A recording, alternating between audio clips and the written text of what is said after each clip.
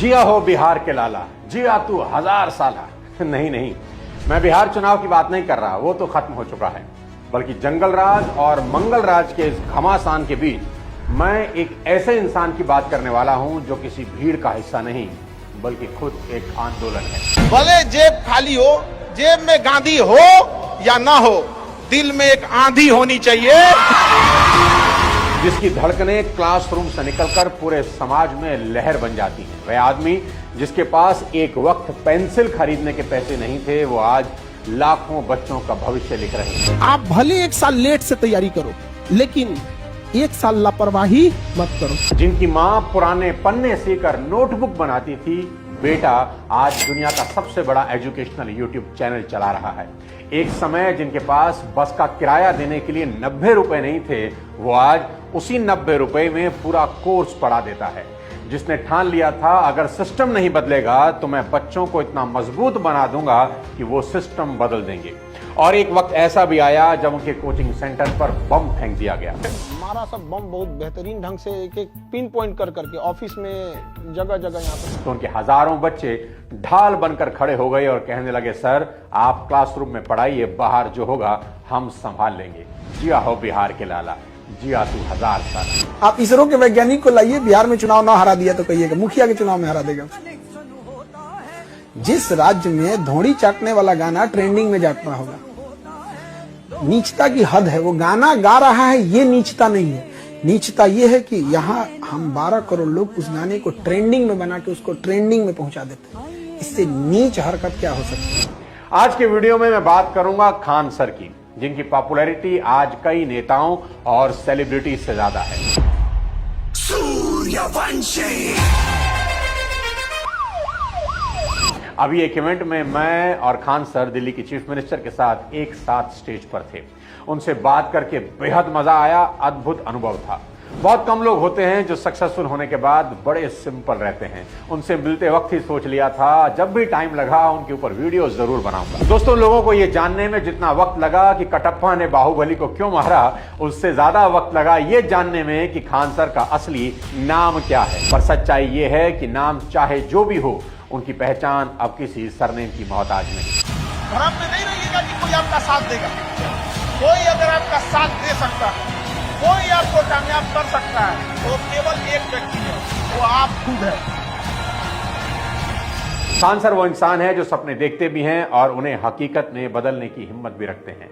उनका सपना था कि एजुकेशन का हक सिर्फ अमीरों तक सीमित ना रहे। रिक्शे वाले का बेटा, चाय वाले की बेटी, सिक्योरिटी गार्ड या किसी ड्राइवर का बच्चा, उसे भी वही मौका मिले जो किसी बड़े स्कूल में पढ़ने वाले को मिलता है। आज चाहे पटना हो या पटियाला, भोपाल हो या भागलपुर, हर शहर, हर गली में आपको खान सर का एक स्टूडेंट मिल जाएगा जो कहीं एसपी होगा, आईएएस होगा, रेलवे में होगा, डिफेंस में होगा या किसी ऑफिस में मेहनत से अपनी जिंदगी की कहानी लिख रहा होगा। अभी रक्षाबंधन का उनका मैंने एक वीडियो देखा, बाप रे बाप, राखियों की वजह से हाथ हथौड़ा हो गया है। 15 से 20 हजार बहनें राखी बांधने आई। कमाल का लगाव और इज्जत है। और जब हाल में उन्होंने अपनी शादी पर अपने स्टूडेंट्स के लिए महाभोज रखा तो इतनी भीड़ आई कि किसी नेता की रैली भी छोटी लग जाए। 70,000 स्टूडेंट अपने सर का आशीर्वाद लेने पहुंचे। लाइन जो था यहाँ पीएमसीएच से लेके एनआईटी तक लगा हुआ था। एजुकेशन किसी भी इंसान को आसमान तक पहुंचा सकती है। खान सर इसका जीता जागता उदाहरण है। कपिल शर्मा के शो से लेकर कौन बनेगा करोड़पति में अमिताभ बच्चन के सामने वो बैठ चुके हैं। 107 करोड़ से शायद हम कुछ घर बना लेते, लेकिन ठुकरा के जो बच्चों को पढ़ाया है ना, आज हिंदुस्तान के हर भारतीयों के दिल में मेरा एक घर है। क्या बात है साहब। एजुकेशन में रेवोल्यूशन लाने के बाद अब खान सर हेल्थ के क्षेत्र में एक बड़ा इतिहास रचने जा रहे हैं। पटना में उन्होंने बनवाया एक ऐसा हॉस्पिटल जहां इलाज सरकारी हॉस्पिटल से सस्ता होगा, लेकिन सर्विसेज किसी प्राइवेट हॉस्पिटल से कम नहीं होंगी। वो कहते हैं अगर बीमारी अमीर और गरीब देखकर नहीं आती तो इलाज भी अमीर और गरीब देखकर नहीं होना चाहिए। लेकिन अब सुनिए कमिटमेंट का लेवल। जब हॉस्पिटल बन रहा था उन्होंने कहा ऑपरेशन थिएटर में महंगा मार्बल लगाओ, कोई कमी नहीं रहनी चाहिए। काम हुआ, सब कुछ चमक उठा। लेकिन जब हेल्थ एक्सपर्ट आए उन्होंने कहा सर ये मार्बल इन्फेक्शन फैला सकता है, गलत टाइल लग गई। कोई और होता तो कहता यार इतना पैसा लग गया है, क्या फर्क पड़ता है। लेकिन खान सर ने एक सेकंड नहीं सोचा, उन्होंने वहीं खड़े खड़े कहा पूरा फ्लोर तोड़ दो और वही टाइल लगाओ जो डॉक्टर कह रहा है, क्योंकि उनके लिए लग्जरी नहीं लाइफ मैटर करती है। उनके लिए नेम नहीं, नेशन मैटर करता है। इस हॉस्पिटल में डायलिसिस, कैंसर ट्रीटमेंट से लेकर ब्लड बैंक और मॉडर्न ऑपरेशन थिएटर तक सभी फैसिलिटीज होंगी, लेकिन फीस बेहद मामूली रखी गई है। मतलब जो फिलॉसफी उन्होंने एजुकेशन सिस्टम में फॉलो की, वही हेल्थ सेक्टर में करेंगे, यानी अफोर्डेबल। आखिर क्या है वो सोच जो एक आम इंसान को इतना महान बना देती है कि करोड़ों लोग उसे अपना गुरु या अपने परिवार का हिस्सा मानने लगते हैं? उनकी इस इंस्पिरेशन जर्नी के लिए थोड़ा फ्लैशबैक में आपको ले जाना चाहूंगा। अपने बचपन के बारे में खान सर मजाक में कहते हैं कि मैंने गरीबी को उतने पास से देखा है जितने पास से लोगों ने अपनी पत्नी को भी नहीं देखा होता। 17 साल की उम्र में खान सर ने वेल्डिंग सीखी और लोहे का काम करते थे। साथ में एक बच्चे को होम ट्यूशन पढ़ाते थे। जिस बच्चे को वो पढ़ाते थे वो पढ़ने में बेहद भोंदू यानी बिलो एवरेज था, लेकिन जब वो क्लास में टॉप कर गया तो उस दिन वो फैजल खान से खान सर बन गए। खान सर की यूएसपी है उनका अनोखा पढ़ाने का अंदाज। वो खुद कहते हैं, मेरा पढ़ाया हुआ बच्चा भूलना भी चाहे तो भूल नहीं सकता। लड़का हमसे पूछता है, सर इतनी भीड़ है आपके पास, तो कहते सर डाउट कैसे पूछेंगे? हम कह रहे, तुम्हारा डाउट बचेगा तब ना पूछेगा तुम डाउट यहाँ पे। और जो भी उनकी क्लास में बैठ चुका है या उनके वीडियो देख चुका है, वो जानता है कि ये घमंड नहीं, हकीकत है। वो वर्ल्ड वॉर को ऐसे समझाते हैं जैसे सामने रणभूमि सजी हो। फ्रीडम स्ट्रगल की कहानी ऐसे सुनाते हैं जैसे खुद भगत सिंह क्लास में मौजूद हो। यूक्रेन, रशिया या इजराइल, फिलिस्तीन जैसे जटिल मुद्दों को वो अपने देसी अंदाज में ठेठ भाषा में यूं खोलते हैं कि सुनने वाला हंसते हंसते सोचने पर मजबूर हो जाता है। उनके शब्द दिमाग में नहीं, दिल में उतरते हैं, क्योंकि वो सिखाते नहीं, जगा देते हैं। यही वजह है कि खान सर का हर पाठ याद रहता नहीं, असर छोड़ जाता है। उनके क्लास में घंटी से ज्यादा तालियां बजती हैं। बच्चे हंसते हंसते सीखते हैं। कोई टॉपिक कितना भी भारी क्यों ना हो, बीच में कोई लोकल एग्जाम्पल या मजाक डालकर वो माहौल को हल्का कर देते हैं। तो प्रकाश नहीं जाएगा तो धुंधला दिखेगा और ऊपर वाला भाग साफ दिखेगा। इसी को कहते हैं चांद में भी दाग है, अरे ससुरा गाढ़ा है। वो इतिहास को केवल तारीखों में नहीं बांधते, बल्कि उसे घटनाओं के सिलसिले के रूप में पिरो देते हैं। 1857 की क्रांति समझाते हुए वो कहते हैं कि अगर उस वक्त मोबाइल होता तो सबसे पहले ब्रेकिंग न्यूज देता कौन? उनकी बोली में किताबों की पॉलिश नहीं, मिट्टी की महक है। शायद यही वजह है कि जो बातें दिल्ली या मुंबई के क्लासरूम में कॉम्प्लेक्स लगती हैं, पटना के इस मास्टर के मुंह से आसान हो जाती हैं। कहते हैं हर अच्छे टीचर के पास एक स्टाइल होता है, लेकिन खान सर के पास एक कनेक्ट है।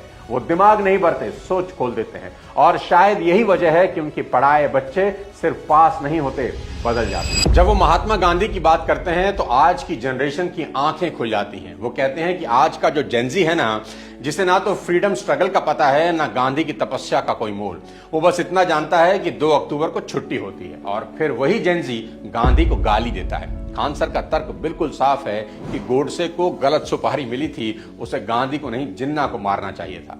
नाथूराम गोडसे, हमको लगता है इसलिए किसी ने गलत सुपारी दे दी थी, फोटो दिखाने में गलत कर दिया, मारना है इसको, मार दिया उसको जाके।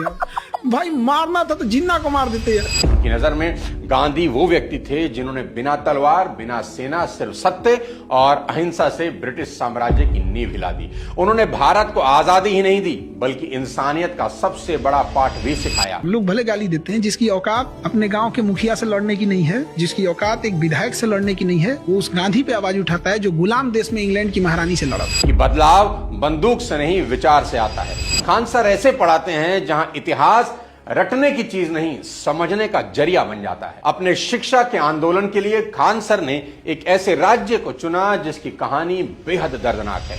कभी ज्ञान की धरती कहलाने वाला बिहार आज गरीबी और पलायन की पहचान बन गया। सदियों से यहां बुद्ध पैदा हुए, चाणक्य ने नीति लिखी, लेकिन हालात ऐसे बने कि बिहारी शब्द एक मजाक, एक गाली बनकर रह गया।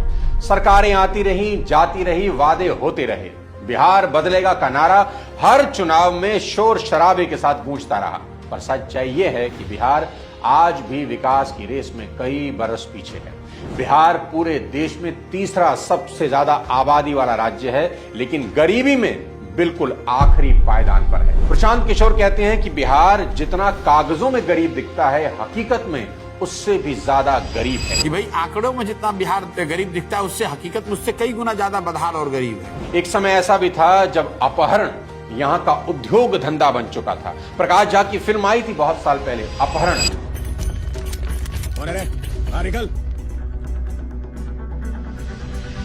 और वो कोई कल्पना नहीं थी, वो बिहार की सच्चाई बयां कर रही थी। यहां नौकरियों से ज्यादा चर्चा फिरौती की होती थी। आज भी लोग बिहार छोड़ रहे हैं क्योंकि अपॉर्चुनिटीज बेहद कम है। इन सब के बीच खान सर ने पटना को अपनी कर्म भूमि बना दिया। बोलते हैं अगर बिहार का नाम गाली बन गया है तो मैं अभी से गर्व बनाऊंगा। दोस्तों, खान सर की कहानी सिर्फ एक कोच की कहानी नहीं है। वो बताते हैं कि जब इरादा सच्चा होना तो एक दशरथ मांझी भी अपने दम पर पहाड़ काट देता है। खान सर उस साइलेंट रेवोल्यूशन का हिस्सा हैं जो ना टीवी डिबेट में दिखता है, ना रैलियों में सुनाई देता है, लेकिन हर उस बच्चे के दिल में चल रहा है जो किसी कोचिंग क्लास या ऑनलाइन क्लास में बैठकर अपनी जिंदगी का इम्तिहान दे रहा है। खान सर ने साबित किया कि विकास सिर्फ बजट या पॉलिसी से नहीं होता, सोच से होता है। कि अगर सिस्टम तुम्हारे बच्चों के लिए नहीं बदलेगा तो तुम्हारे बच्चे ही सिस्टम बदल सकते हैं। यही सोच है जो एक आम आदमी को एक आंदोलन बना देती है। उन्होंने दिखाया कि बिना किसी सत्ता के, बिना किसी रिसोर्सेज के और बिना किसी प्रचार के भी एक इंसान देश के भविष्य को दिशा दे सकता है। जहां नेता कहते हैं हम जनता के बीच जाएंगे, वहां खान सर रोज जनता के बच्चों के बीच खड़े रहते हैं। जहां लोग कहते हैं मैं नौकरी दूंगा, वो कहते हैं मैं तुम्हें काबिल बना दूंगा। वो भले ही फौज की वर्दी नहीं पहन पाए, लेकिन आज उन्होंने एक ऐसी यूनिफॉर्म पहन ली जो हर दिन लाखों बच्चों के दिलों में झंडा फहराती है। वो जानते हैं कि देश सिर्फ बॉर्डर पर नहीं बचता, क्लासरूम में भी बनता है, जहां पेन से निकले शब्द गोलियों से ज्यादा ताकतवर होते हैं। खान सर हमें याद दिलाते हैं कि मिशन तब बड़ा बनता है जब मकसद मैं से हम हो जाता है। और आज उनकी हर क्लास, हर शब्द, हर हंसी उसी मिशन की मिसाल है। वो हमें सिखाते हैं कि अगर सोच साफ हो तो सियासत भी सलाम करती है। खान सर बिहार की मिट्टी से निकले वो दीपक हैं जो सिर्फ पटना नहीं, पूरे भारत को रोशन कर रहे हैं। उनका संदेश बिल्कुल साफ है, देश तब बदलेगा जब हर बच्चा अपनी कहानी खुद लिखेगा। और वो उस कलम को हाथों में देने निकले हैं जो आने वाली पीढ़ियों की तकदीर लिख देगी। आपको खान सर का ये वीडियो कैसा लगा कमेंट बॉक्स में जरूर बताएं, और ये भी बताइए कि अगला वीडियो किस पर्सनैलिटी के ऊपर देखना चाहते हैं। अगले किसी और वीडियो के साथ जल्द आपसे मुलाकात करता हूं। तब तक अपने स्वास्थ्य का ध्यान रखिए। जय।